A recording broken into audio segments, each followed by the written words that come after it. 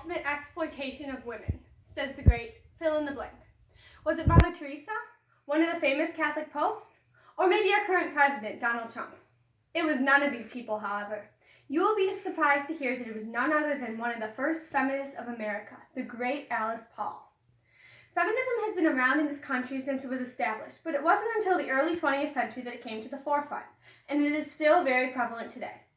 Feminism is a hot topic in our world today, on a similar level with gun violence, abortion, and healthcare. It is most especially prevalent among young people, especially young women our age. Modern feminism has impacted us all, but how much do you really know about it?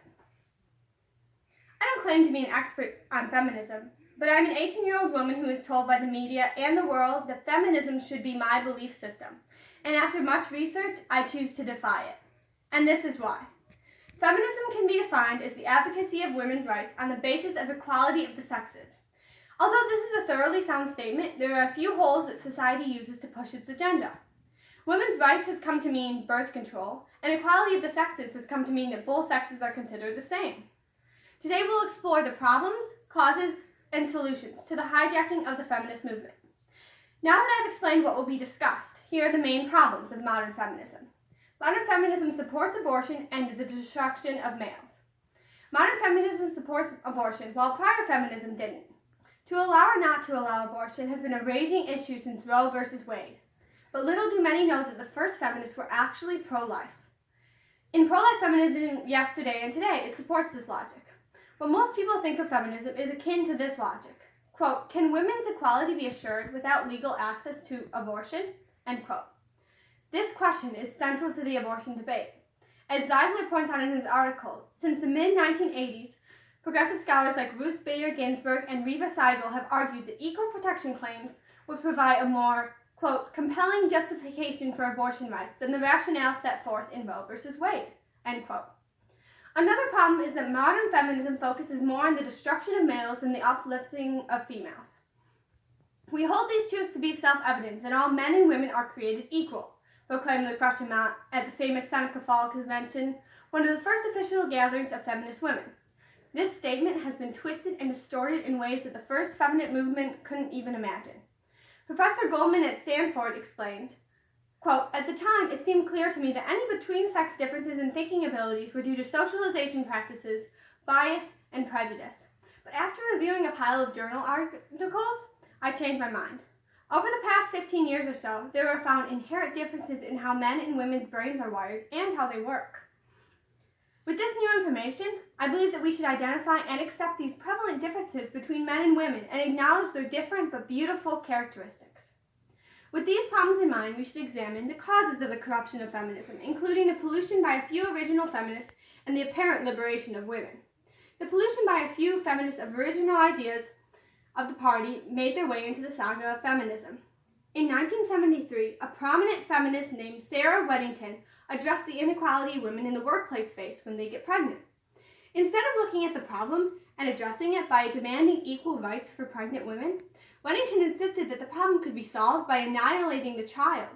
She claimed this was just one circumstance where abortion is a necessity for women's success, instead of addressing the real problem, which was unfair treatment of working pregnant women.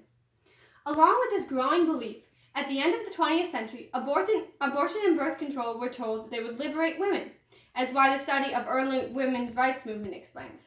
From this line of reasoning, abortion slowly slipped into the minds of women, until it became the norm. Abortion is not the only way that feminism betrays women, though. In the feminist case against abortion, Sharon Foster argues that birth control is the link to abortion. Modern feminism markets birth control with abortion because they say that birth control is the harmless way for women to regulate the amount of children they have without dealing with the complications of abortion. According to Healthline, birth control is dangerous because it messes with women's hormones. With this fact in mind, the knowledge that birth control harms the health of women, shouldn't we consider if it is really necessary for women's liberation? Now that we've identified the causes, let's examine what we could do to fix feminism, involving turning it to good and asking women what they really want out of feminism. Feminism is such a prominent ideology that it will likely never be completely eradicated, so we need to instead turn it to good and bring it back to what its founding mothers wanted for the women of America. To start, we need to ask women what they really want out of feminism. I interviewed a few college women, and their dreams were similar. When asked what they think of feminism, many responses were similar to, I think of a woman with her fists raised in the air, a strong woman. Only one woman said she wouldn't consider herself a feminist in any sense of the word. Many women do agree with many feminist principles. One woman said, I didn't used to think I was a feminist, but when I looked at the original ideas, I was like, yeah, I think I am one. One interesting insight is that many women identified the rights of unborn women as well. One woman said, quote, I think that feminism, means that we fight for all women who aren't being treated well, women inside and outside of the womb. Now that we've examined the problems, causes, and solution to feminism, let's go back to the interviews with college women. Although these are only words from a few young adult women, I see a trend. These women want more. They believe women can do more in the world. But nowhere in their definitions did the words, I want to be the same as men, or I want to reject my femininity come into play. Women of our generation deserve more than being treated the same as men or being told that they need to kill their children to be successful. We are speaking out and demanding better. The New Wave feminists expressed it best by saying, quote, our womanhood is being sold for a handful of birth control pills, the privilege to degrade ourselves in Playboy, and the right to abort our children. We are here to take feminism back from those who have corrupted it. We are the New Wave.